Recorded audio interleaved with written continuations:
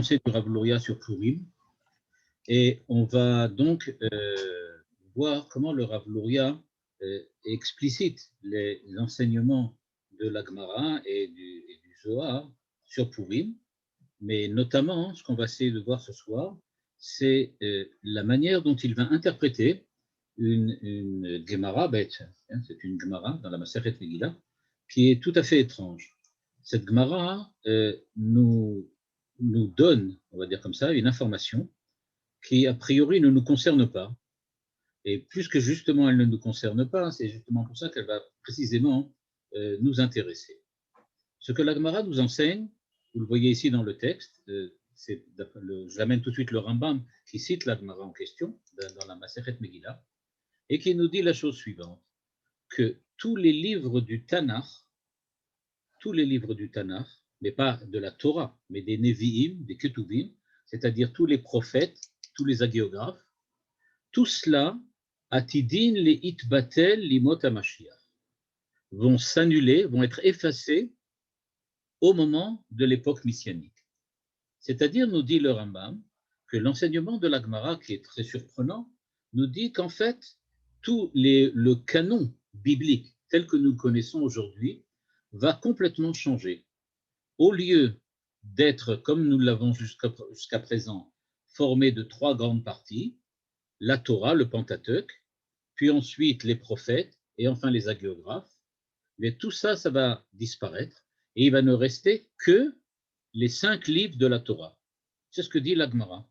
Et que le Rambam, donc Maïmonide, ramène dans son livre de Halacha, en nous disant c'est ça qui va se passer au moment des temps messianiques, ligne 5. Et il continue en disant la Megillat Esther, Arei kayemet kechamisha krumshe Torah. Elle restera, elle va perdurer, elle va continuer à exister comme le Pentateuque, comme les 5 livres de la Torah. Elle continuera. Ou keilchot shel Torah shebe'al peh she'enam betelim le'olam. C'est-à-dire, tout peut s'annuler. On peut éliminer le livre de Shmuel, le livre de Melachim, le livre des rois, le livre des prophètes, d'Isaïe, etc.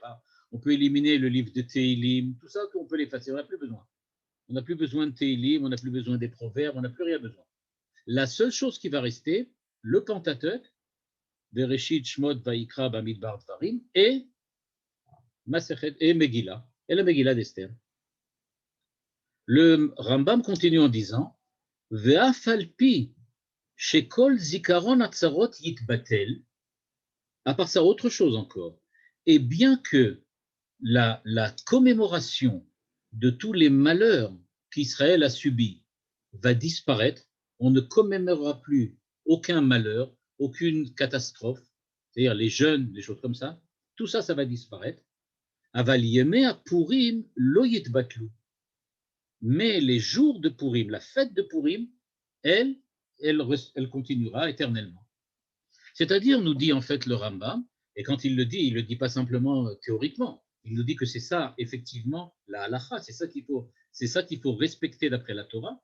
Eh bien, la halacha donc nous donne je vais dire comme ça, une information, on va dire comme ça, extrêmement surprenante, qui est que l'ensemble de la Bible va disparaître, l'ensemble des fêtes, plus ou moins, pas toutes, mais en tout cas celles qui parlent des malheurs qu'Israël a eus, vont disparaître. La seule chose qui va rester, ça va être la Torah, la Torah de Moïse, et l'autre côté, Megillat Esther.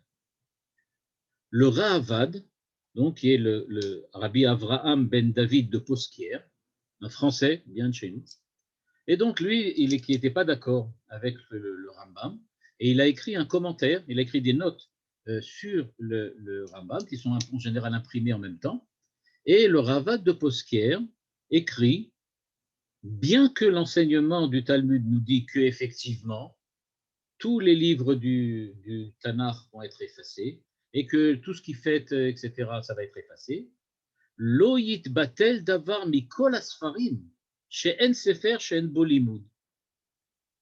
C'est-à-dire, le Ravad de Posquière voit bien d'où le Maïmonide a tiré son enseignement. Mais il dit, en fait, c'est vrai que le Talmud semble indiquer le fait qu'on va effacer une partie de la Bible, mais en fait, il dit non, il n'y a rien qui va être effacé. Pourquoi? Parce que même s'il y aurait des raisons d'effacer une partie de la Bible, il y aura une autre raison de la garder, c'est que en fait, dans chaque livre, même s'il y a des bonnes raisons d'effacer les 80%, il reste toujours 20% qu'on peut toujours utiliser. Et donc, il n'y a pas de raison de les éliminer, de les sortir du canon biblique, et on va les garder. On les gardera quand même. Donc, nous dit le Ravad de Posquier, je ne suis pas d'accord. C'est vrai que c'est écrit, mais on ne va pas le faire. On ne le fera pas. C'est tout, on ne le fera pas. Voilà, ça c'est ce que nous ramène Maïmonide, et donc le grand contradicteur de Maïmonide, le Ravad de Posquier. Le Rav Luria va maintenant, dans deux textes différents, essayer de comprendre quel est le sens de on va dire comme ça, de cet effacement. Pourquoi a-t-on besoin d'effacer, et surtout pourquoi précisément le livre de Esther, la Megillah, va rester? Qu'est-ce qu'elle a de tellement particulier pour que le Rambam lui-même pense qu'il faut absolument la garder, au moins comme le livre de Bereshit, Shemot et Vaïkra, etc. Dire, je ne vois pas très bien pourquoi c'est comme ça. Nous dit le Rav Luria, et je suis maintenant dans la première, pas dire hypothèse, mais dans la première perspective que nous propose le Rav Luria. Dans cette perspective, il nous dit, il y a deux choses bien claires dans ce que dit le Rambam, ligne 11. Echad, là où c'est écrit en jaune, She'a Megillah lotit batel kemo aktuvim vaneviim, ve'od sheyeme apurim lo yavru mitoch hayud. Donc il dit, c'est clair que Maïmonide veut nous apporter deux informations importantes. La première, c'est que la Megillah d'Esther est ineffaçable, elle restera à perpétuité. Et deuxièmement, que les jours de Pourim, eux aussi, ne seront jamais annulés. Donc il dit, c'est deux, dit le Rav Luria, donc deux informations, deux idées qui sont parallèles, mais pas rigoureusement la même. À savoir, la fête de Pourim continuera et la Megillah, c'est-à-dire la lettre qu'a écrit Esther, elle aussi va rester. Et donc, il nous dit, ce qui se passe, c'est que tout va peut-être être effacé, mais quand même, il va falloir comprendre pourquoi ça se produit de cette manière-là. Et voilà ce qu'il nous dit à la ligne 17. À Torah shebirtav ou à Shoresh veneviim uktuvim em ha'anafim hayotzim min hashor. Il dit la première chose qu'il faut remarquer, c'est qu'il existe une différence au niveau de la nature de l'écrit, du canon biblique, entre la Torah de Moshe et les écrits des prophètes et des hagiographes. La différence, dit-il, c'est qu'on peut les définir comme la racine et la branche, à savoir que la Torah est comme la racine à partir de laquelle se développe un tronc, un arbre, des branches, des feuilles, etc. C'est-à-dire ce que disent les prophètes, l'enseignement des prophètes ou l'enseignement des hagiographes ne sont on va dire de cette manière-là, qu'un cas particulier de ce que la Torah enseigne. Ce n'est que le détail de on va dire comme ça, de la pensée universelle qui est exprimée dans la Torah, dans le Pentateuque. Et donc, il faut le voir là, de cette manière-là, que si on nous dit que plus tard ils vont s'éliminer, ils vont être éliminés, ça ne veut pas dire que comme dans un arbre, on va couper l'arbre et prendre le bois, en faire des bûches et le brûler. C'est pas de ça dont on parle. Il dit, puisque on peut représenter la Bible par rapport à la Bible, quand je parle ici, c'est-à-dire les prophètes et le Pentateuque comme les branches venues d'une racine, ça veut dire qu'on n'aura plus besoin du détail exprimé par les prophètes ou exprimé par les hagiographes, parce qu'on comprendra directement, à partir des 5 livres de la Torah, tout ce qui a été écrit et enseigné dans les livres des prophètes et les hagiographes. C'est-à-dire qu'on va, ce qu'il appelle sous une forme un petit peu, qui est une forme kabbalistique, mais aussi qui est une forme un petit peu imagée, c'est comme si on ramenait les branches à leurs racines. C'est-à-dire, on n'a plus besoin de donner le détail et d'expliquer. Vous savez, quand on dit dans la Torah qu'il faut d'être quelqu'un de bien, ça veut dire qu'il ne faut pas voler, il ne faut pas tuer, il ne faut pas, etc., etc. C'est-à-dire, il n'y a pas besoin de donner le détail des grands principes qui sont exprimés dans la Torah. Pourquoi? Parce qu'au temps messianique, on comprendra directement à partir des versets et quelquefois à partir de quelques mots ou de quelques lettres de la Torah l'ensemble de plusieurs chapitres qui sont écrits ensuite dans les prophètes et dans les hagiographes. Donc il dit, il ne s'agit pas ici d'annuler dans le sens brûler. On n'est pas un autodafé, on va faire le brûler maintenant, on va brûler toute la Bible. C'est pas de ça dont il s'agit, nous dit-il. Il dit tout simplement, on n'en a plus besoin. C'est pour ça qu'elles vont s'annuler. Elles s'annulent parce qu'elles vont devenir caduques. Caduques dans le sens, on n'en a plus besoin. C'est quelque chose qui a perdu sa raison d'être. Pourquoi regarder le comportement du prophète Samuel ou regarder les enseignements du prophète Isaïe quand on peut lire directement dans 2-3 mots de Moïse tout ce que Isaïe a écrit dans ses livres? Donc, il n'y a plus besoin. Donc, on n'en a plus besoin, donc on les sort du canon parce qu'ils sont tout simplement devenus inutiles. J'en ai plus besoin. Mais ça ne veut pas dire que leur enseignement est faux ou mauvais. Ça veut simplement dire on n'en a plus besoin parce qu'on a quelque chose à la place. On a la racine même. On est capable d'entrevoir à partir de la racine ce qu'il y a d'important et qui s'est ensuite exprimé en détail dans les livres des prophètes. Donc, nous dit-il, c'est ce qui est écrit ici, dans la ligne 19, Einam ela amshacha shel anafim mishoresh haTorah shebirtav, ube'et hatikun hagamur yachzeru el shorashav haTorot haele, veyitbatlu bo kemo shetiye kol habriya shetachzor leshosha, etc. C'est-à-dire, nous dit-il, on est donc capable de lire l'ensemble des prophètes dans la Torah. On est capable de lire le livre des psaumes, on est capable de lire le livre des proverbes, tout cela à l'intérieur des mots de la Torah. Ce qui est particulièrement intéressant, ce que nous dit ici le Rav Luria, c'est que ça présuppose qu'on est capable de relire l'histoire que le peuple d'Israël a vécue tout au long des générations à l'intérieur des mots mêmes de la Torah. C'est-à-dire qu'on peut relire l'histoire du prophète Samuel ou bien l'histoire de David à l'intérieur des mots de la Torah. C'était déjà écrit là-bas, nous dit le Rav Luria. Et donc, si c'est cela, que se passe-t-il avec Esther alors? Eh bien, il nous dit, à la ligne 22, de 22 à 24, il nous dit la chose suivante. Il nous dit, eh bien, Megillat Esther, la Megillat Esther, lotit batel, c'est-à-dire, ilo tarzor el hashoresh, vetishaer bibrinat anaf mitora shebirtav. Elle, on ne peut pas l'exprimer autrement que ce qu'elle est écrite. Alors qu'on peut lire dans la Torah, c'est-à-dire qu'on peut lire dans le Pentateuque, tout ce qui est écrit dans l'ensemble de la Bible, on ne peut pas lire ce qui est écrit dans le livre de Esther. Ce qui est écrit dans le livre de Esther est, on va dire comme ça, tellement fondamental qu'on ne peut pas en retrouver les principes à l'intérieur de la Torah. On doit nécessairement prendre le livre d'Esther tel qu'il est. C'est-à-dire que pour le Rav Luria, qui en fait ne fait qu'expliciter ce que dit Maïmonide, qui lui explicite ce qui est écrit dans la Gemara, eh bien, pour tout l'ensemble donc de ces enseignements de la Torah, eh bien, ce qui fait la valeur de la Megillat Esther, du livre d'Esther, c'est le fait qu'elle est un véritable livre de révélation. C'est une révélation comme sur le mont Sinaï.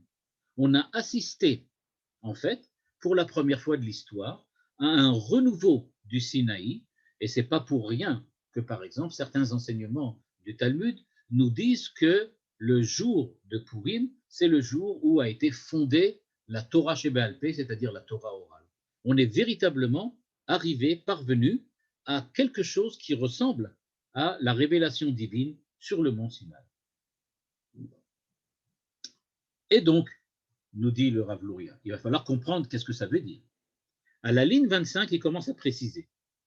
Il nous dit Nirea kavana beze, shei kechamisha chumshe Torah. Elle est comme la Bible, pardon, comme le Pentateuque. Lomar, shei atzma shoresh velo anaf. Elle est comme la Torah. On ne peut pas l'exprimer autrement. Ce n'est pas un détail, le livre de Esther. Bien qu'il y a énormément de détails qui demanderaient à être explicités ou expliqués. Mais elle n'est pas quelque chose qui détaille un principe exprimé dans la Torah chez Birtav, dans la Torah écrite de Moshe, mais elle est elle-même quelque chose comme une Torah écrite. Ou que Moshe Chamisha Chumshe Torah ma Shoresh, Kacha Megillah Atzma I Mina Shoresh. Et donc, dit le Rav Luria, un tel enseignement, parce qu'il a de surprenant, demande évidemment à des preuves, commande des preuves. Et il nous dit, il y en a une très simple. Dans le Talmud de Jérusalem, il est écrit clairement que le jour où Moshe Rabbeinu est descendu du mont Sinaï, il a transmis la Torah et la Megillat Esther. C'est-à-dire que le Talmud de Jérusalem insiste sur le fait qu'ils ont reçu sur le mont Sinaï la Megillat Esther. Il n'y a pas écrit ça pour les Teilim, il n'y a pas écrit ça pour le livre de Isaïe, mais il y a écrit ça pour la Megillat Esther. C'est-à-dire que les sages du Talmud de Jérusalem avaient déjà aussi, eux aussi, entrevu que ce que la Megillat Esther enseigne, c'est quelque chose qui relève véritablement d'une révélation divine. Et donc, demande le Rav Luria, ok, acceptons ce que dit le Rambam à la suite du Talmud, acceptons ce que la Gemara nous dit, mais alors, qu'est-ce que ça veut dire? De quelle révélation s'agit-il? Qu'est-ce qui a été révélé dans la Megillat Esther qui n'a pas été dit avant ou qui ne peut pas trouver, on va dire comme ça, un écho, au moins un vague écho dans la Torah chez Birtav, dans le Pentateuque. Et là, il va nous surprendre. Il va nous surprendre encore parce qu'il dit, en fait, quand on regarde bien, on se rend compte, je lis à la ligne 31, on voit bien que les enfants d'Israël ont reçu la Torah chez Birtav, la Torah de Moshe, ils l'ont reçue après avoir dit Naaseh Venishma. Donc quand ils ont dit Naaseh Venishma, on en avait parlé, ça veut dire qu'ils ont accepté la Torah et ils ont donc dit volontairement, libre arbitre, nous acceptons ce qui est écrit dans la Torah de Moshe. Par contre, nous dit le Rav Luria, dans la Masechet Megillah et ailleurs, il est très souvent explicité l'idée que la Torah chez Béal Pé, c'est-à-dire la Torah orale, elle n'a été acceptée, comme je l'ai dit tout à l'heure, qu'au temps de Esther, qu'à l'époque d'Esther. Et donc, ça veut dire qu'ils n'ont pas vraiment voulu la Torah chez Béal Pé. Il a fallu passer par l'histoire d'Esther pour qu'on accepte. Et donc, en déduit le Rav Luria, Be'echeach, ligne 32, ce qui est souligné en jaune, ou Be'echeach hakavana, le chelek pnimiyut haTorah, she'ena shayechet le biur hamitzvot shebatorah. C'est-à-dire, nous dit-il, quelle est cette dimension de la Torah qui n'a pas été exprimée par Moshe le jour du Sivan, le jour de Shavuot, quand il a donné la Torah aux enfants d'Israël? Eh bien, nous dit le Rav Luria, c'est la dimension de ce qu'il appelle Pnimiyut HaTorah. Pnimiyut HaTorah, c'est un mot de code. C'est un mot de code pour dire Kabbalah. Mais chez le Rav Luria, ça a aussi une autre signification. Quand on parle de Pnimiyut HaTorah, il s'agit du fondement spirituel et religieux de la halacha, c'est-à-dire des mitzvot. Il y a quelque chose qui n'a pas été donné par Moshe, ça a été la raison profonde, véridique, pour laquelle nous accomplissons les mitzvot.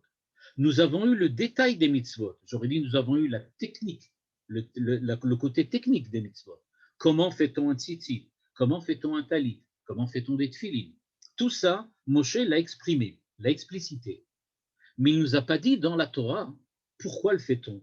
Pourquoi de cette manière-là? Quel est le sens de tout cela? C'est-à-dire, quel est le rationnel qui se cache derrière l'accomplissement des mitzvot tel qu'on le donne avec force détail dans la Torah? Donc, nous dit-il, S'il y a quelque chose qui manque véritablement à la Torah de Moshe, c'est le pourquoi, la raison d'être des choses. On a bien l'être de la Torah, mais on n'a pas la raison d'être. La raison dans le sens, la finalité, ou bien comme en mathématiques, quand on parle de la raison d'une série, alors on parle du fait, ce qui fait que les choses évoluent comme elles évoluent. Le fait qu'elles ont une espèce de moteur interne, qu'elles ont une espèce d'une dynamique intime qui fait qu'elles avancent. Pnimiyut Torah, c'est la dynamique intime de la Torah, ce qui fait l'intériorité et l'intimité de la Torah, à savoir ce qui permet de voir dans la Torah quelque chose qui évolue en permanence et qui aide l'homme à évoluer en permanence. Évoluer dans ses actes, évoluer dans sa personnalité, évoluer dans l'histoire. Et donc, ce qui se passait, c'est qu'au moment du don de la Torah sur le mont Sinaï, il y a quelque chose qui était caché, en hébreu Esther, quelque chose qui était encore dissimulé, qui était mystérieux. Tout cela s'est resté derrière. On savait qu'il y avait quelque chose, mais on ne savait pas pourquoi et comment. Eh bien, nous dit le Rav Luria, c'est après, ou plutôt au moment du miracle de Purim, qu'on a écrit la Megillah d'Esther, qui est à la fois une partie intégrante de la Torah écrite, puisqu'elle fait partie du canon biblique et elle fait partie du Tanakh, mais qui en même temps, elle est, elle, la Torah, on va dire de cette manière-là, la Torah, ou plutôt l'expression des raisons profondes de l'accomplissement de la Torah de Moshe. C'est-à-dire qu'on va retrouver à l'intérieur de l'histoire a priori banale, plus ou moins, de Purim, telle qu'elle est exprimée dans la Megillah, ce qui est le fondement même de la raison d'être des mitzvot et de l'accomplissement des mitzvot. D'une certaine manière, il y a donc un parallèle entre la Megillat Esther et la Torah de Moshe. La Torah de Moshe, c'est, on va dire comme ça, le résumé le plus, le plus clair possible de ce que peut être l'accomplissement des mitzvot.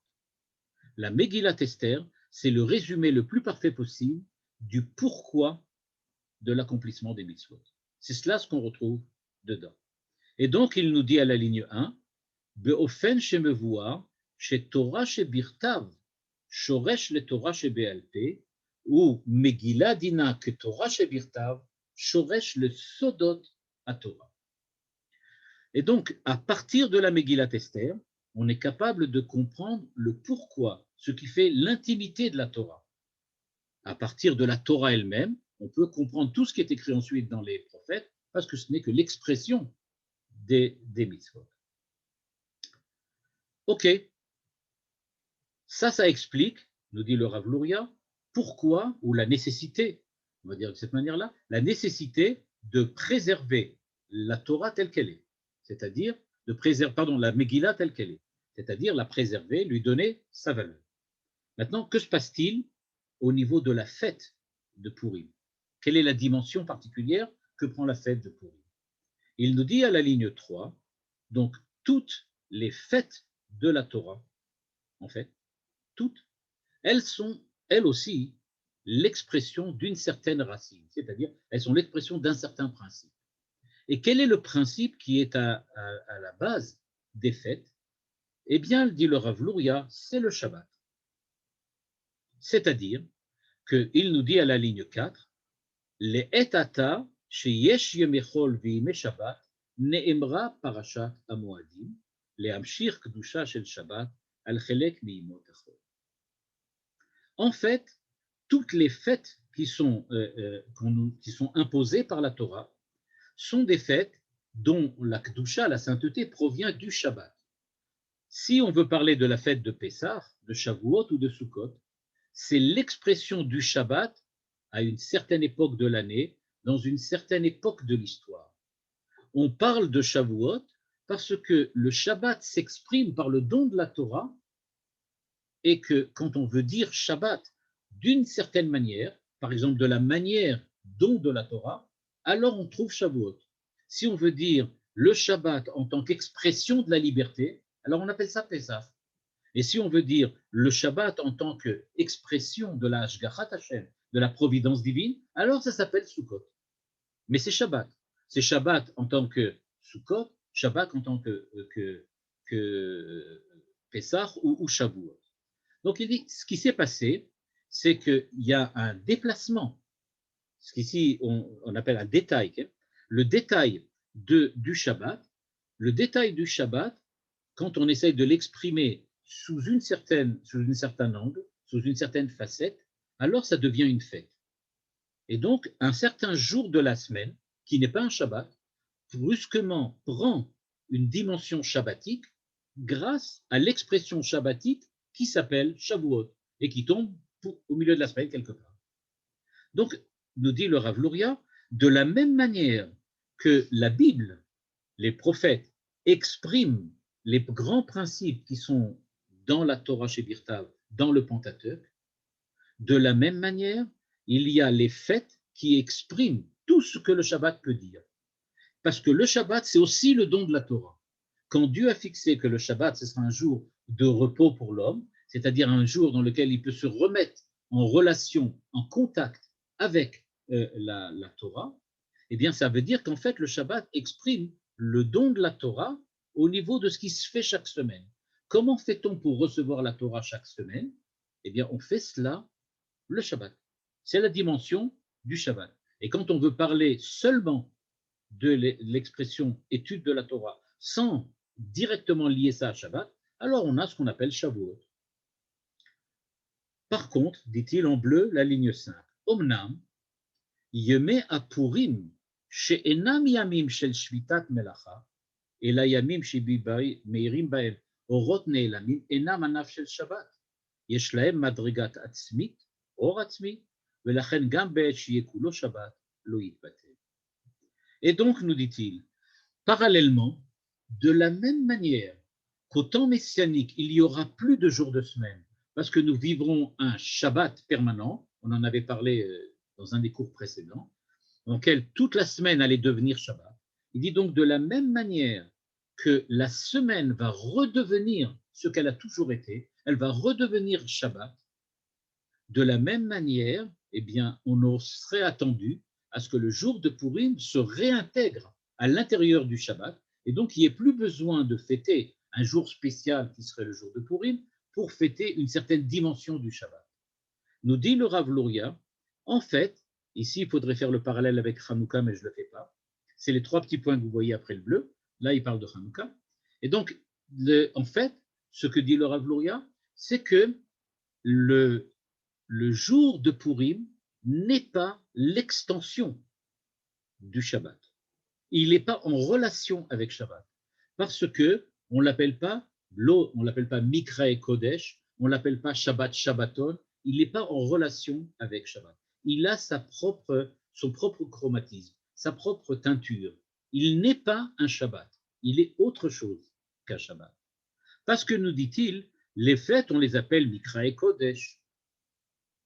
Velo Kodesh. Shabbat s'appelle Shabbat Kodesh, mais les fêtes s'appellent Mikra et Kodesh. Mais Shabbat, nous dit-il, c'est en fait le fait que c'est Dieu qui a vraiment sanctifié le Shabbat. Par contre, la fête de Purim, elle n'est pas Mikra et Kodesh, elle ne vient pas de Shabbat, mais elle est Shabbat elle-même. Et c'est pour cela qu'on n'a pas besoin de l'éliminer de la semaine, et c'est pour ça, par exemple, qu'on peut très bien travailler le jour de Purim, parce qu'elle est une certaine forme de Shabbat dans lequel on peut travailler. Elle a sa propre teinture, elle est un Shabbat à sa manière, on va dire de cette manière. Et donc, dans cette première perspective que nous propose le Rav Luria, on voit donc apparaître que ce qui fait la différence entre Purim et la Megillat Esther et le Shabbat, c'est-à-dire les autres fêtes et les livres de la Bible, c'est que de la même manière que le Pentateuque est une véritable révélation et que le Shabbat est une sanctification, parallèlement, le livre de la Megillat Esther est une véritable révélation qui révèle les fondements spirituels qui ne sont pas exprimés dans la Torah, et le jour de Purim est l'expression d'une sainteté qui n'est pas exprimée par celle du Shabbat. C'est pour cela que dans l'année, il restera que des Shabbats, et un jour différent de tous les Shabbats, c'est le jour de Purim. lui restera toujours là. Donc, comme on disait, la fête de Purim ne s'annulera jamais et la Megillah est complètement ineffaçable. C'est les deux raisons, je ne dis pas ça les deux raisons, mais c'est la manière dont le Rav Luria voit les choses. Donc, sans rappeler quand on va aborder la deuxième façon. Et donc, je répète encore une fois, il y a d'un côté l'expression de la révélation, la Torah, de l'autre côté une révélation particulière, la révélation des mystères de la Torah, du sens profond et spirituel des mitzvot de la Torah, c'est le jour de Purim et la Megillat Esther. Ce que ne fait pas le Rav Luria ici, mais il le fait par ailleurs dans d'autres textes, c'est qu'il donne des exemples aussi pour montrer comment dans la Megillah elle-même, il y a effectivement l'expression de choses qui ne sont pas dites dans la Torah. Dans la deuxième approche du Rav Luria, il repose toujours les mêmes questions, c'est-à-dire il redémarre à partir de la même idée, à savoir pourquoi c'est différent, mais là, ligne 14, il fait la liaison avec Hanouka, parce qu'on sait que Hanouka aussi est une fête qui, comme Purim, a été rajoutée. Et donc, il nous dit la chose suivante. S'il a dit, vous abordez l'œuvre du Rabbi Yosef Karo, qui s'appelle Magid Mesharim, c'est-à-dire c'est un livre, un ouvrage qu'il a écrit sous l'influence d'une révélation d'un ange qui venait lui parler en permanence, et donc il a exprimé ses dialogues avec cet ange. Eh bien, nous dit le Rav Luria, il est écrit la chose suivante. Chanouka et Purim, kol ma'utam bizman hazeh, ena ela yeme alel ve'oda'a. She'arei bahem lo yeh shum bitul klal, she'yisharu kmo shehem ata. Le Magid Mesharim, le Rabbi Yosef Karo, dit que, à son avis, tel que lui l'a ressenti, non seulement la fête de Purim va rester, mais aussi la fête de Hanouka. Pourquoi? Parce que, là où c'est écrit en jaune à la ligne 16, « mitzvot ameyuchadot sheyesh bamoadim em rak bezman shesholet kocho shel hayetzer hara vekol ze batel latid lavo aval Hanouka vepurim inyanam leodot ulehalel veze yishaer tamid ». Maintenant, il va proposer un autre angle. Il va approcher ça sous un autre angle. On peut considérer que la différence énorme qu'il y a entre les fêtes et Hanouka et Purim, c'est que dans les fêtes, nous devons essayer d'exprimer par nos actes, par exemple le loulav, la matzah, ou la lecture de la Torah, on doit exprimer par des actes quelque chose qui nous met en rapport et en relation avec Dieu. Nous sentons une certaine relation avec Dieu, comme on l'avait dit tout à l'heure, par exemple la liberté. On veut essayer d'exprimer la liberté, mais de manière juive, de manière toranique. Alors le jour de Pessah, on fait cela avec les matzot, avec le maror, etc.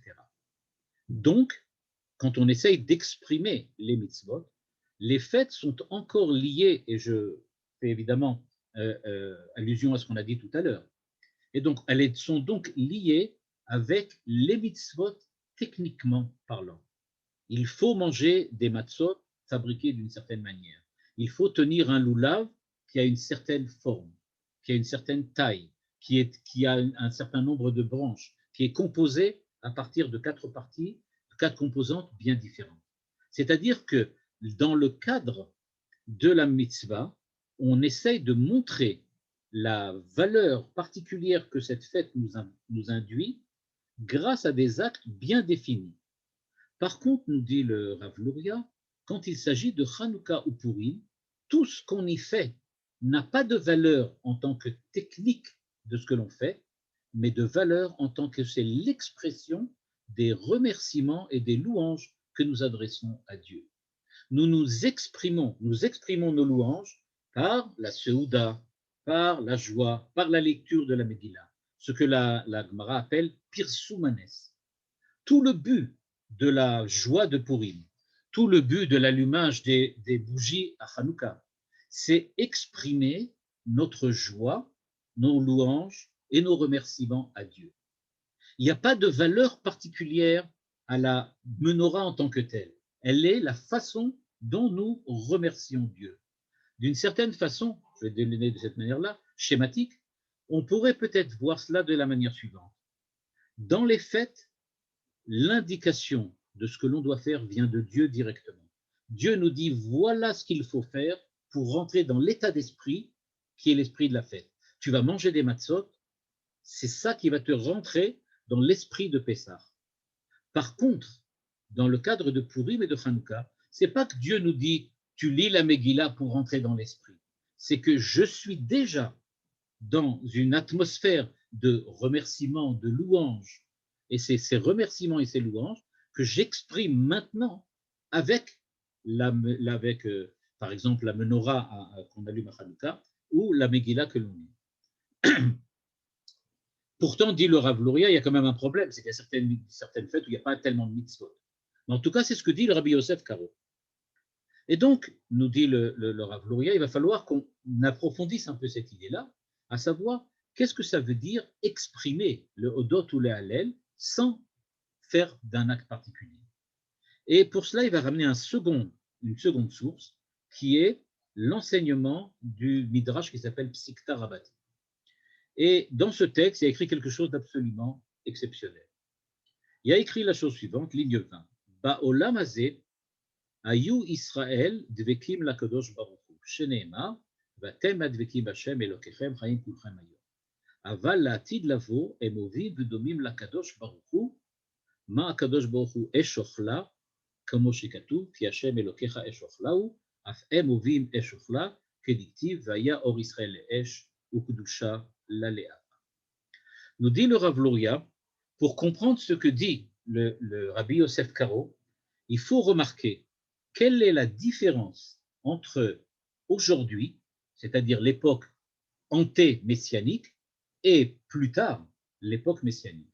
Quelle est la différence, on va dire comme ça, ou quelle est la véritable profondeur de l'époque messianique par rapport à notre époque?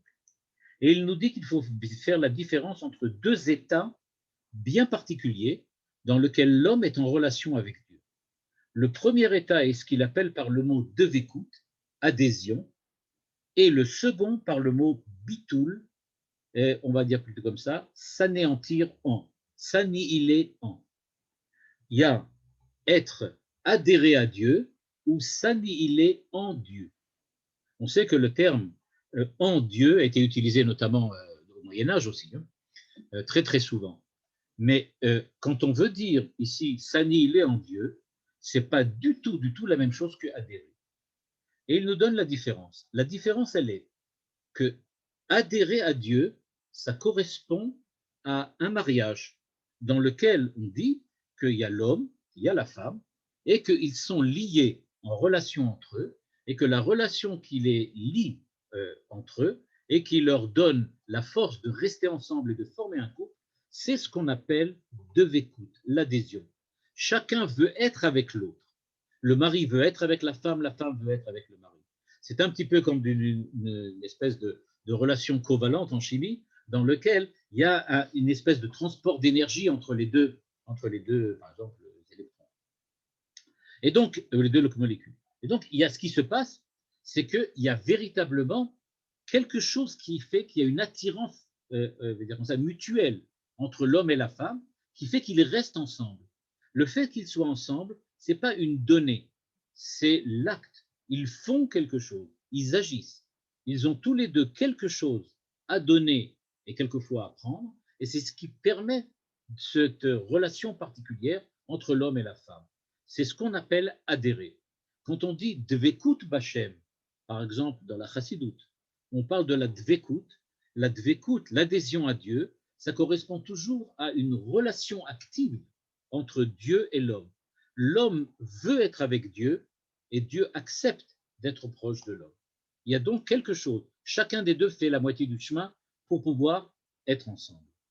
Par contre, dit le Rav Luria, il existe une autre dimension complètement différente de relation avec Dieu qui s'appelle bitoul.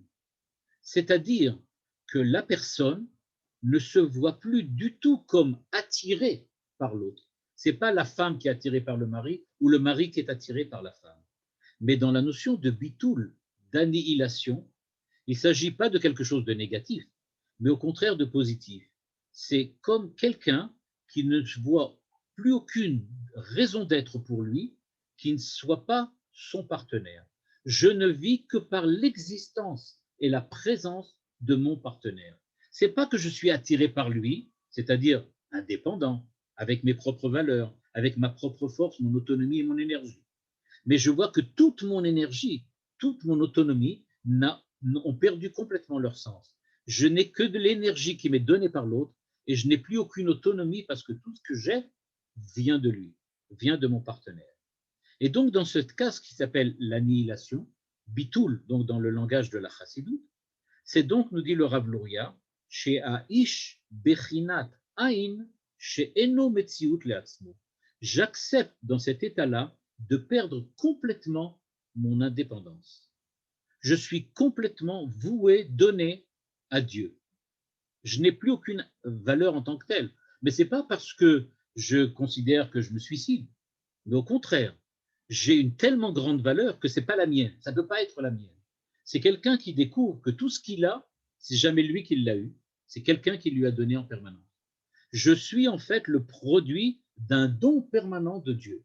Et quand je me découvre que ma vie, mon existence, mon savoir, ma sagesse, tout cela, c'est pas à moi.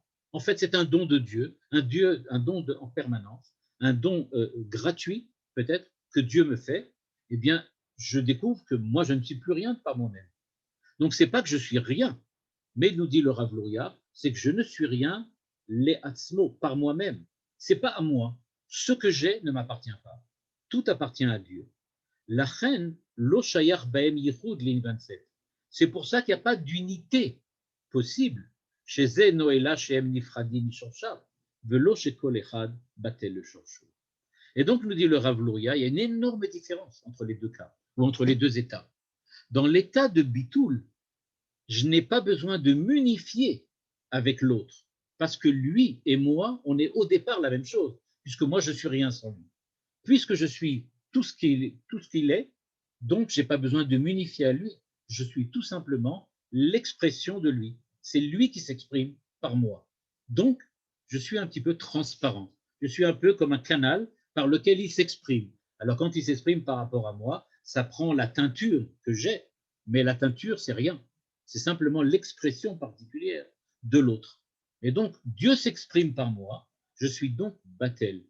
Par contre, quand je dis que j'adhère à Dieu, ça veut dire que je suis là, avec ma liberté, avec mon autonomie, avec ma puissance personnelle, avec ma propre personnalité, et j'accepte de faire la moitié du chemin pour m'approcher de lui, en attendant que lui fasse la seconde. Donc, dit le Rav Luria, il existe ces deux manières de voir les choses sont complètement différentes. Et c'est ce que exprime précisément le Midrash Psikta. Le Midrash Psikta dit que la différence entre aujourd'hui et l'époque messianique, et en cela c'est un redouche déjà en tant que tel, c'est qu'aujourd'hui, nous ne pouvons atteindre que de écoute. On ne peut être qu'en relation avec Dieu tout en admettant qu'il doit nécessairement nous respecter en tant que nous sommes. Nous avons aujourd'hui, et c'est un défaut d'une certaine manière, la volonté de rester nous-mêmes. Nous voulons rester nous-mêmes, nous voulons rester tels que nous sommes prêts à transformer évidemment, mais nous voulons que le minimum de l'identité que nous sommes reste et que c'est lui qui soit d'une certaine façon en relation avec Dieu. Par contre, dans la fusion intime qui va se produire lors des temps messianiques, nous dit le Rav Luria, à ce moment-là, il y aura véritablement plus un homme face à Dieu, l'homme face à la transcendance, mais la transcendance sera complètement immanente à l'homme. L'homme sera complètement partie intégrante de ce que Dieu est. Et il saura, on va dire comme ça, se définir comme l'expression du divin, de cette façon-là. Et donc, nous dit le Rav Luria, ça va nous expliquer toute l'histoire de Purim. Parce que les fêtes ne sont que des fêtes de devekut. Ce sont des fêtes, pas de fusion, mais de relation, d'adhésion. Il s'agit de deux êtres différents qui adhèrent l'un à l'autre, qui se collent l'un à l'autre, qui deviennent un parce que chacun a fait la moitié du chemin. Par contre, dit-il à la ligne 31, Purim est complètement différent. Purim, c'est la fête où on devient complètement différent.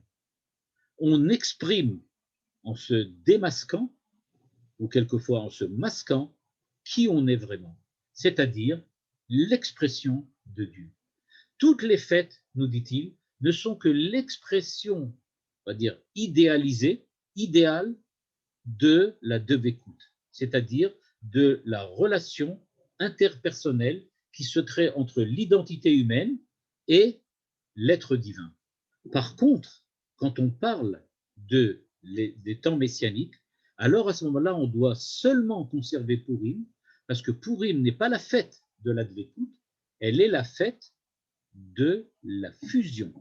Et dans la fusion, il n'y a véritablement pas de place pour essayer de se respecter ou de se donner en tant qu'identité. C'est pour ça, nous dit le Rav Luria, qu'on dit dans l'enseignement du Midrash qu'on avait vu tout à l'heure, qu'au moment du mont Sinaï, on a reçu la Torah, mais seulement la Torah écrite. Par contre, la Torah orale, Dieu nous a forcés. Il a mis la montagne dessus, il nous a dit, voilà, si vous n'acceptez pas la Torah orale, alors à ce moment-là, je vous écrabouille sous la montagne. Par contre, le jour de Purim, on a accepté volontairement la Torah. Pourquoi? Quelle est la différence?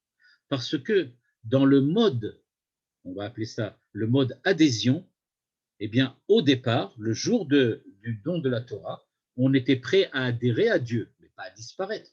On veut bien adhérer, c'est-à-dire on veut bien comprendre que Dieu a des exigences et que nous devons les remplir. Donc on admet qu'on va remplir les exigences de Dieu. Il y a écrit tzitzit, il y a écrit talit, il y a écrit lulav, tout ça on fait, on est d'accord. Mais maintenant, on ne comprend pas les raisons profondes de tout ça. Les raisons profondes, on les a vues à Purim. Quant à Purim, on a failli complètement disparaître et que Dieu nous a sauvés par un miracle au dernier moment. On s'est brusquement rendu compte qu'il y a quelque chose de dissimulé derrière l'histoire. Il y a Dieu derrière l'histoire. C'est-à-dire, il y a en fait ceux qui nous semblaient avoir une vie personnelle, ceux qui nous semblaient avoir une identité personnelle, une histoire personnelle, tout cela se révèle être en fait l'histoire divine. On découvre avec la fête de Purim que les événements qui nous semblent des événements indépendants, autonomes, en fait ne sont plus autonomes. Ils sont l'œuvre de Dieu. Derrière le visage de l'histoire, il y a en fait derrière la personnalité de Dieu. Quand on parlait tout à l'heure des fondements des mitzvot, c'est un petit peu ça ce qu'on découvre à Purim. On découvre le fondement des mitzvot. Ce n'est pas seulement le technique. Le technique des mitzvot, c'est un petit peu les événements historiques tels que nous les connaissons et tels que nous les interprétons aujourd'hui. C'est-à-dire des événements dans lesquels on voit une cause, un effet. Il a fallu faire ci, alors on a fait ça, etc. Et l'histoire a évolué, elle a bougé, et on est arrivé à là où on est arrivé. La fête de Purim nous explique pas du tout. La lecture que vous avez est une lecture d'adhésion. C'est-à-dire, vous admettez que vous faites quelque chose et qu'il y a des conséquences. C'est comme ça que ça fonctionne. Alors, vous faites ce que vous faites et vous vous approchez de Dieu et vous attendez que Dieu fasse ce qu'il fasse et que lui aussi s'approche de vous. Par contre, dans la fête de Purim, on découvre que l'histoire est fusionnelle. C'est-à-dire, en fait, je n'ai pas mon histoire personnelle. Mon histoire personnelle n'est que l'expression de l'histoire de Dieu. Et donc, je découvre au tournant de la fête de Purim, au détour de la fête de Purim, je découvre que j'ai une histoire, mais qui n'est pas à moi. Mon histoire, c'est l'histoire de Dieu. Mon histoire, c'est une histoire fusionnelle. En fait, je suis en fusionnement avec Dieu et c'est pour cela que ce qui se passe dans ma vie, dans mon existence, c'est en fait ce que Dieu y a introduit. Et moi, je suis là comme le vecteur de ce que Dieu a voulu exprimer. C'est ce qu'il nous dit à la ligne 3 ici. Bepurim, metziut ha'atzmit betela. C'est-à-dire l'espèce, l'illusion que l'on avait de l'indépendance, c'est-à-dire ce que l'adhésion nous demandait de faire, disparaît ce jour-là. C'est pour ça que maintenant, on n'a plus aucune raison de remettre en cause la Torah orale, parce que la Torah orale, précisément, c'est la manière dont il faut agir. Maintenant, on se rend compte tout à fait qu'il n'y a effectivement aucune autre manière d'être. C'est cette manière-là, il ne peut pas en avoir une autre, puisque c'est comme ça que nous devons agir. Et donc, ce nous dit le Rav Luria, qui blou beratson, chez kol ze nichlal biklal habitul, chez muchanim lekamel. Et donc, nous dit le Rav Luria, eh bien, le jour où on a reçu la Torah au mont Sinaï, c'était Panim el Panim. Regardez ce que ça veut dire. Panim el Panim, ça veut dire face à face. Pas qu'on est fusionnel, mais face à face. Toi devant, moi qui te regarde. On se regarde mutuellement. On ne parle pas du tout de fusion. Et donc, nous dit le Rav Luria, ça veut donc dire qu'il y a quelque chose d'autre. Il y a donc une autre dimension différente. Et il termine en disant, en apportant cette idée exceptionnelle que je crois que personne n'a encore écrit. En tout cas, moi, je l'ai trouvé nulle part ailleurs. Mais si vous l'avez trouvé ailleurs, je serais content de voir qu'il y a d'autres personnes que le Rav Luria qui la pensent. Je vous lis la ligne 17. Il rajoute la phrase suivante. Veloulé des mistafina. C'est une expression pour dire, et si j'ose écrire une chose pareille, et si j'ose, voilà ce que je dirais.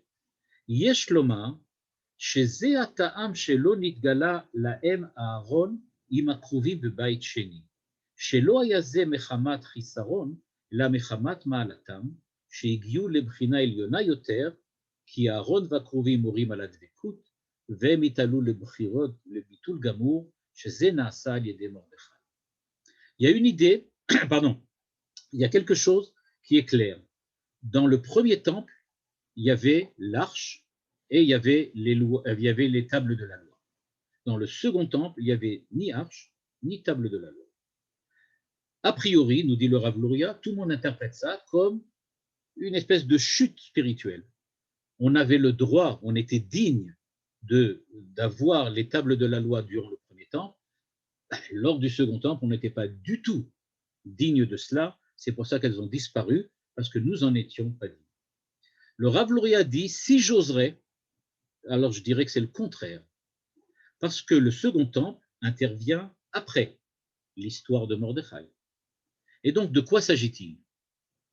Eh bien, nous dit-il, en fait, Mordechai et le livre d'Esther ont introduit à l'intérieur de la pensée juive, ou on va dire comme ça, à l'intérieur de la pensée du juif, globalement et généralement, cette idée que la fusion avec l'être divin est telle que nous sommes l'expression même de ce que Dieu veut exprimer à notre époque par nous. Nous n'avons rien par nous-mêmes. Nous ne sommes que les vecteurs de ce que Dieu veut dire. Par contre, l'arche, elle représente quoi? Elle a deux choses très importantes. Elle a à l'intérieur les tables de la loi qui ont été données panim el panim, c'est-à-dire les tables de la loi expriment l'adhésion, c'est-à-dire nous face à Dieu, Dieu face à nous. Mais on n'est pas en fusionnement, on n'est pas en fusion ensemble. On se regarde, on a chacun notre propre personnalité. On n'est pas complètement avec Dieu. Et la même chose, l'arche elle-même. L'arche elle-même avait deux anges qui, à chaque fois que les enfants d'Israël étaient en bonne relation avec Dieu, étaient ensemble, et quand Dieu n'était pas content des enfants d'Israël, alors les deux anges s'éloignaient miraculeusement de l'arche. Donc, nous dit le Rav Luria, ça représente bien l'adhésion, pas la fusion.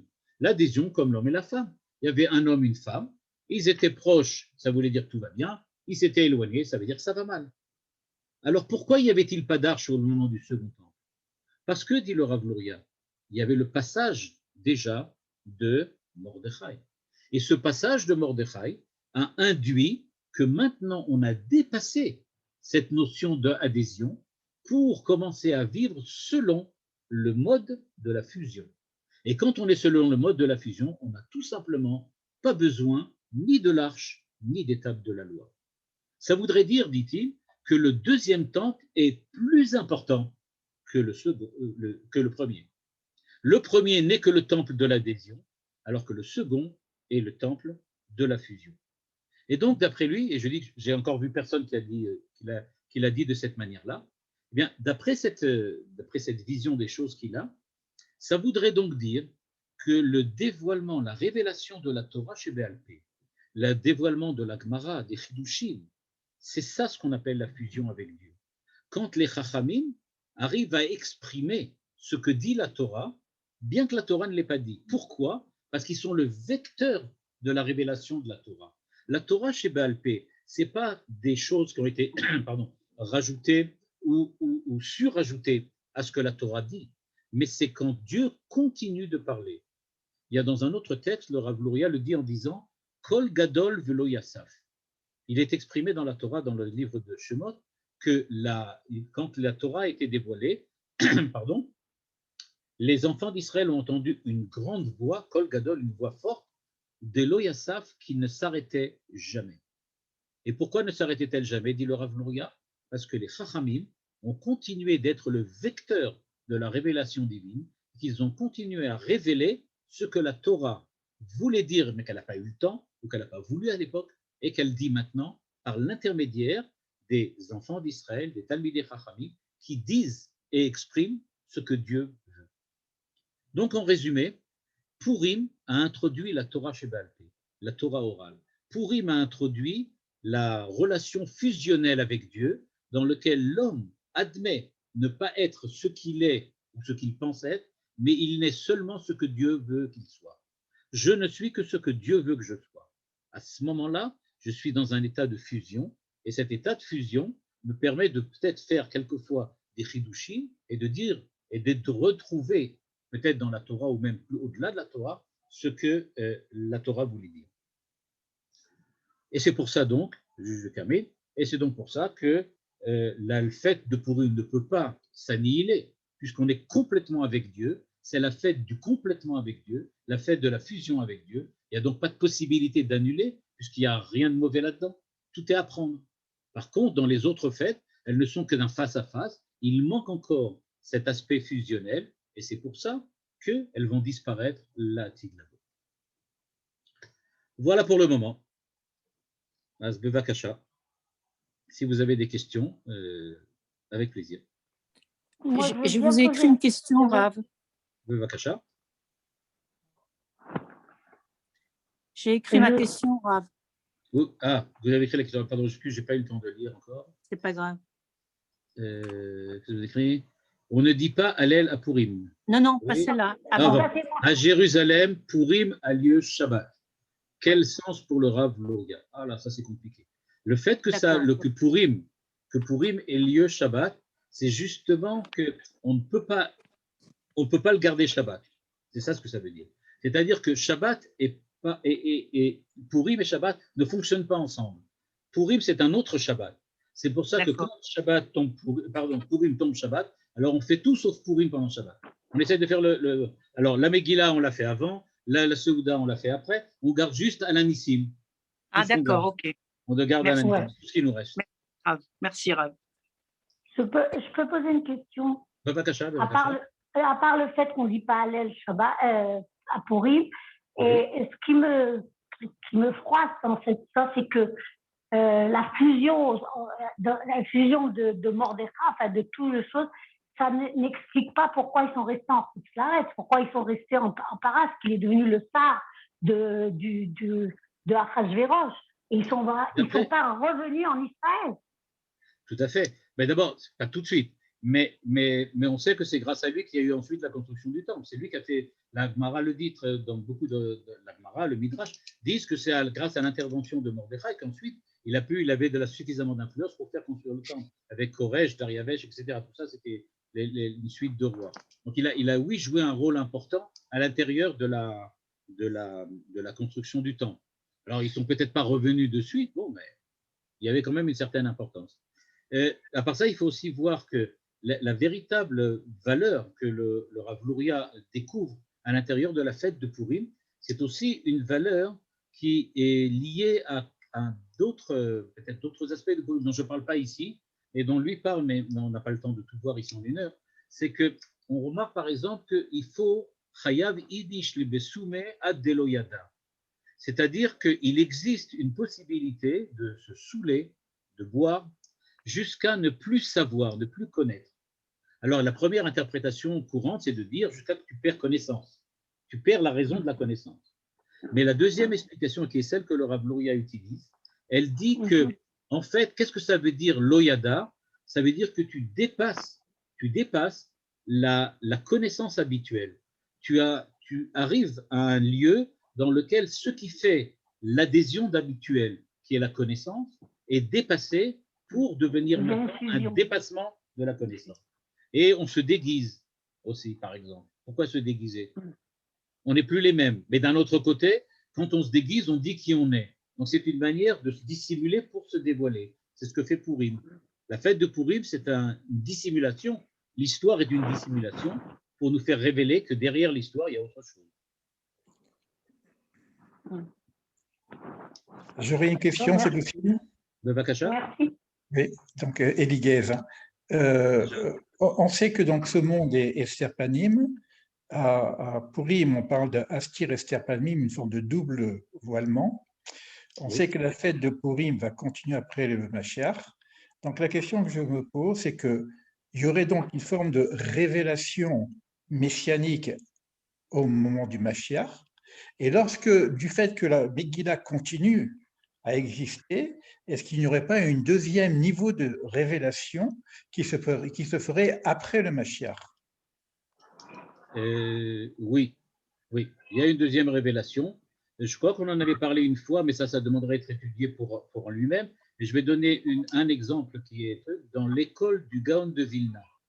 Dans l'école du Gaon de Vilna, il y a plusieurs écoles là-bas. Je ne rentre pas trop dans les détails, mais il y a plusieurs écoles à l'intérieur de l'enseignement du Gaon de Vilna.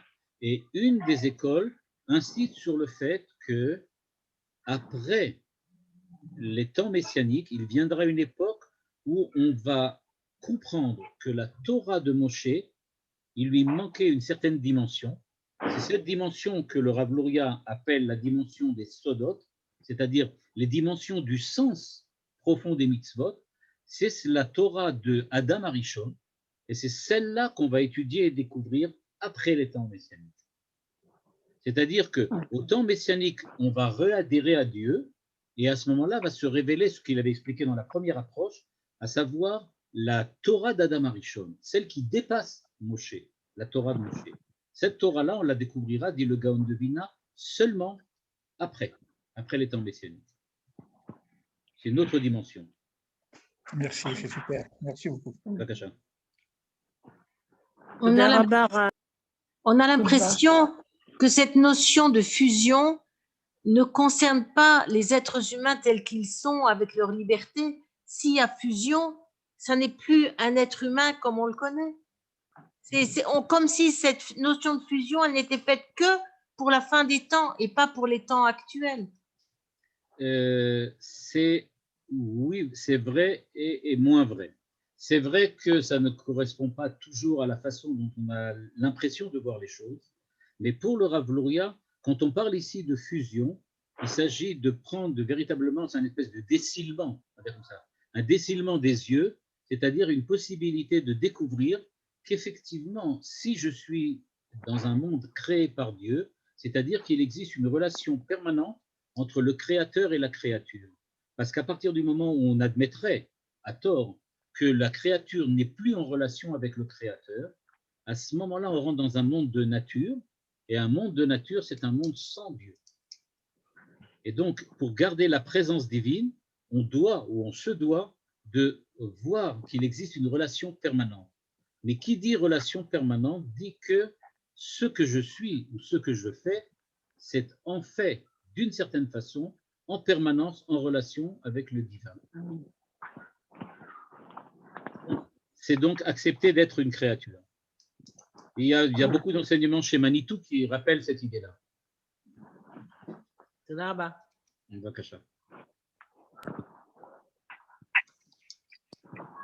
Bon, je ne veux pas vous voler votre temps. Je voudrais bien revenir sur la réponse que vous avez donnée. Est-ce à dire qu'il y aurait donc une Torah primordiale qui serait celle d'Adam Arishon et que nous, on aurait une Torah secondaire? D'après le Gaon, absolument. Absolument. On a une Torah secondaire, en ce sens que c'est la Torah qui correspond à Adam Arishon qui a fauté, qui est sorti du Gan Eden. Mais quand il était dans le Gan Eden, il avait une autre Torah, pas celle-là. Manitou le disait très clairement en disant qu'il avait la possibilité d'être autrement qu'en diaspora, en galoute. On pouvait être autrement, on pouvait rester là où on était. C'était une éventualité légitime. Et à ce moment-là, ça devait donc être sous l'égide d'une autre sorte de Torah. Alors le Gaon de Vilna, son chidouch, c'est de dire que ce n'est pas vraiment une Torah différente. C'est une Torah qui nous donne une vision de la Torah de Moshe selon la perspective divine.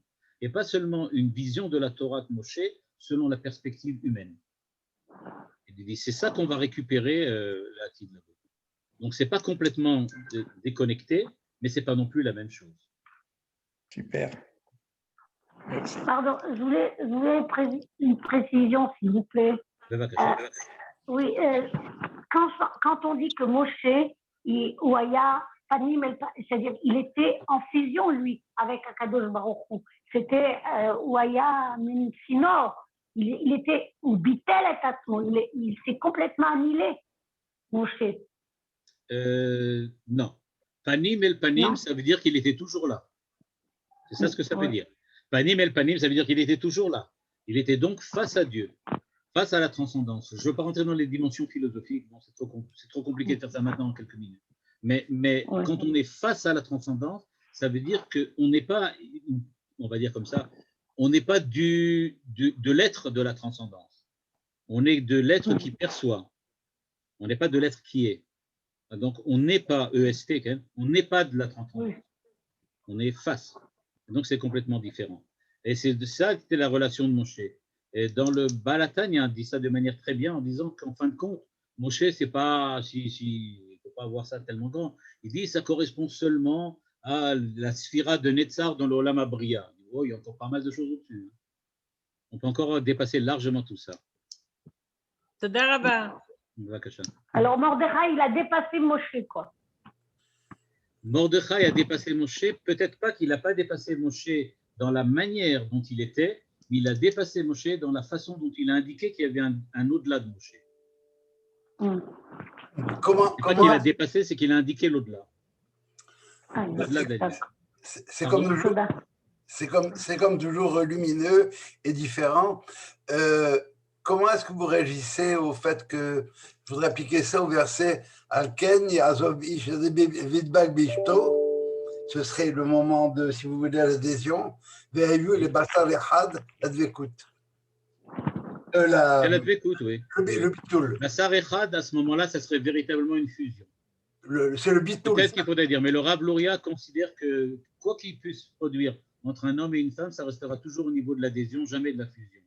Parce qu'à aucun moment, l'homme masculin ou l'homme féminin ne dira qu'il est l'expression de l'autre moitié. C'est le bitoul. À aucun moment, un homme dira « je suis l'expression de ma femme » ou la femme dira qu'elle est l'expression de l'homme. Ça serait la fusion.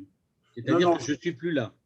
Non, c'est l'enfant. Les Bassar les Has, c'est le Ben Adam. L'enfant qui viendrait... Ben Adam, ça c'est le Mashiach, oui, d'accord. C'est ça, donc c'est l'enfant. Alors c'est pas eux, mais c'est pas eux. Eux, ils sont... C'est ça. Est-ce que je pourrais vous poser une question d'ignorante? Est-ce que, sans vouloir rêver de revenir c'est deux choses différentes. Il faut faire à une Torah de... Il y a une différence entre, je voudrais juste rappeler, il y a une différence entre question et ignorance. Ignorance, ça voudrait dire que vous ne savez pas quelque chose, donc ce n'est pas une question. C'est simplement que vous ne savez pas. Et maintenant, quand vous avez une question à poser, c'est sûrement que vous savez, mais que donc vous avez quelque chose qui vous choque. Et alors, si je peux ajouter, est-ce que sans vouloir rêver de revenir à une Torah rêvée de Adam Arishon avant la faute, on ne pourrait pas penser que peut-être il y a une évolution dans ce que les sages ont apporté et que par exemple le Zohar, etc., ou à d'autres périodes, une approche de ce que peut dire la Torah sans que ce soit dit comme dans la Torah de Moshe, ça n'a pas déjà été un grand pas vers ce qui aurait pu être la Torah de Adam qu'on ne connaît pas. Tout à fait. C'est pour ça que, par exemple, comme j'ai dit, un des disciples du Gaon de Vilna disait que l'essentiel de la Kabbalah, c'est-à-dire du Zohar et des écrits du Harizal ou du Rabbi Moshe Cordovero, l'essentiel de la Kabbalah, c'est d'essayer d'arriver à saisir le sens des mitzvot, c'est-à-dire la perspective divine dans l'accomplissement des mitzvot. Qu'est-ce que Dieu veut dans l'accomplissement des mitzvot? Et que tout tourne autour de cela. Et c'est ça que Adam Arishon va révéler. Il va nous donner l'image complète, on va dire. Il va nous recomposer le puzzle et nous permettre de comprendre qu'est-ce que c'est qu'être accomplissant, on va dire, agir dans les mitzvot vis-à-vis de Dieu. Comment Dieu voit cela. Pas seulement comment nous le voyons d'un point de vue technique, faire ci ou faire ça. Bonsoir, Rav. Je voulais vous demander, on dit que aujourd'hui, nous devons rechercher l'unité dans tout, quand on voit l'unité dans tout. Est-ce qu'on peut dire qu'au temps messianique, nous serons l'unité? Est-ce qu'on sera l'unité ou on sera l'expression de l'unité? C'est une bonne question. C'est une bonne question. Est-ce qu'on peut être l'unité? Eh bien, si on est, alors on n'est pas unique. Donc, on n'est pas l'unité. On devient l'unité quand on exprime l'unité, c'est-à-dire qu'on disparaît en tant que un pour n'être que l'expression de l'un. Merci, Rav.